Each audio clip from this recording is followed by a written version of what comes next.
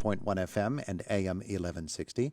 And he is State Representative Jim Struzzi joining us in the studio this morning. Our conversation brought to you by Marcus & Mack, a law firm representing injured people. You can join us on Facebook if you'd like to do that, live with Representative Struzzi. Good morning. Good morning, Todd. Hey, the same thing I asked Senator Pittman yesterday. How does it feel to get the pressure of the budget off your back and finish that first half of the year?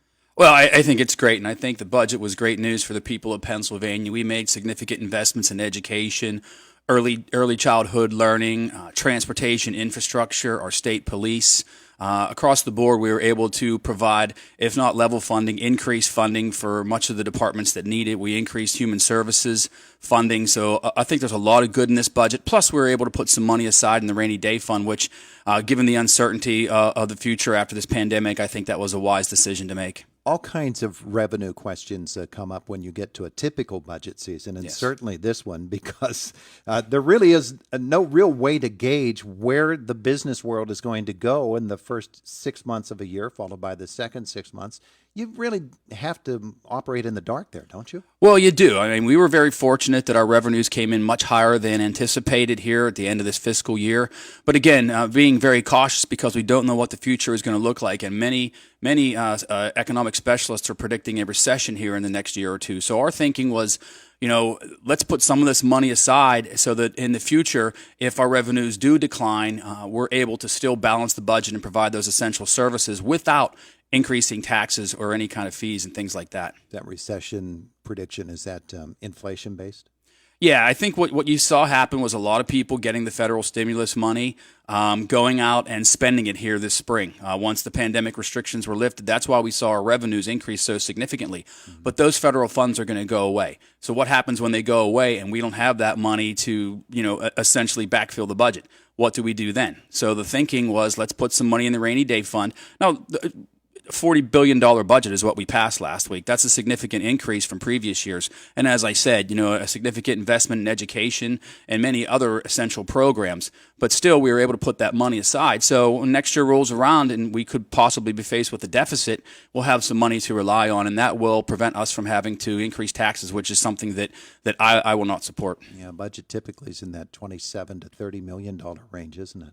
Last year it was in the range of 36, 37 billion. Really? So yeah, it was a good increase though. But again, I think we funded a lot of things that needed to be funded. Human services, the demand for human services right now because of the pandemic, mental health, child care, nursing homes, all of those types of things were an essential need of some increased funding, and we were able to do that. And so I think there's a lot of good in this budget. I think that people will realize that if they really start to look at it closely, don't follow all the rhetoric on social media and some of those things that are out there, and truly look at the nuts and bolts of this budget, and you'll see that we were able to fund a lot of essential services that will really help families here in Indiana County and across the Commonwealth. It's always been fascinating to me, the work that goes into it behind the scenes that we don't see.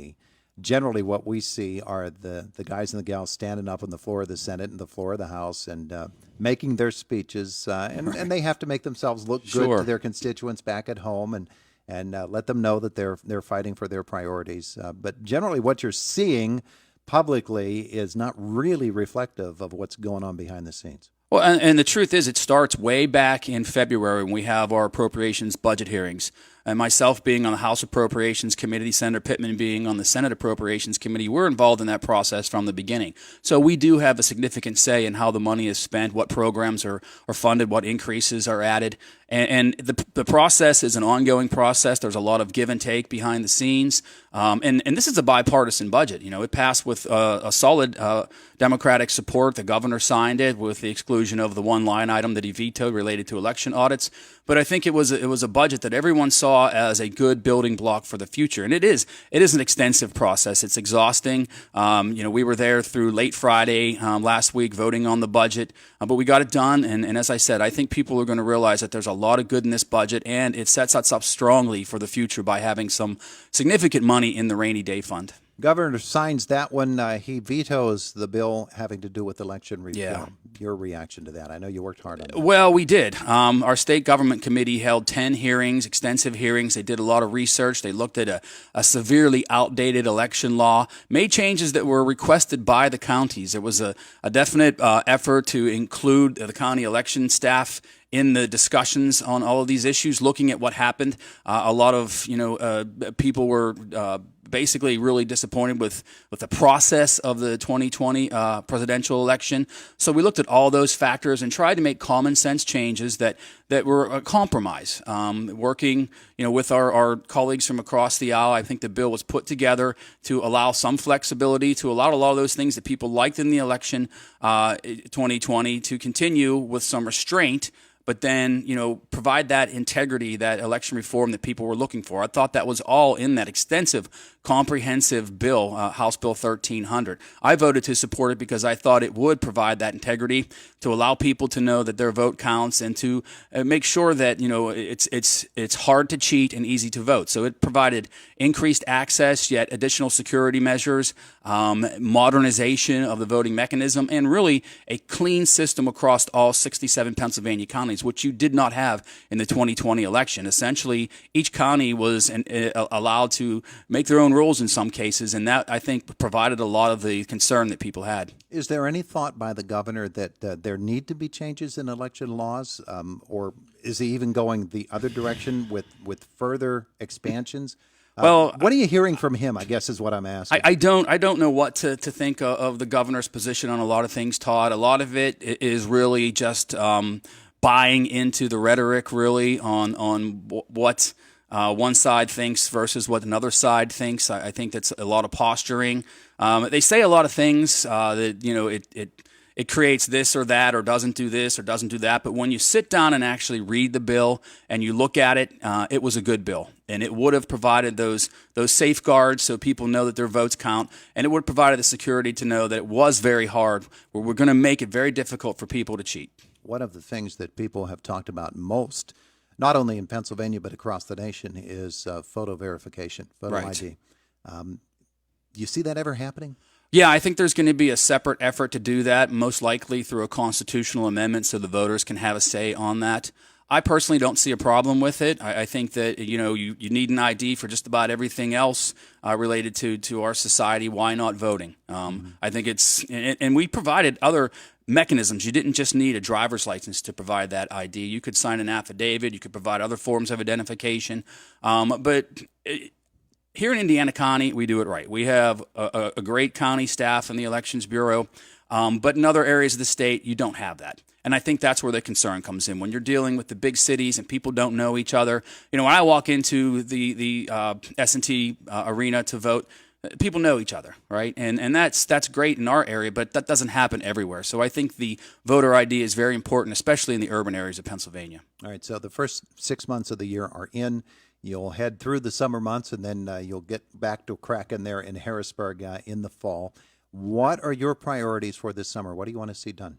Well, I have a lot of good legislation in the works. I'm sponsoring a number of good bills. We're going to be introducing one today, I believe, to require state procurement in areas designated as historically underutilized business zones, pretty much all of Indiana County. So the thought is that will drive additional business to our companies and organizations here in Indiana County and in other hub zones across the Commonwealth.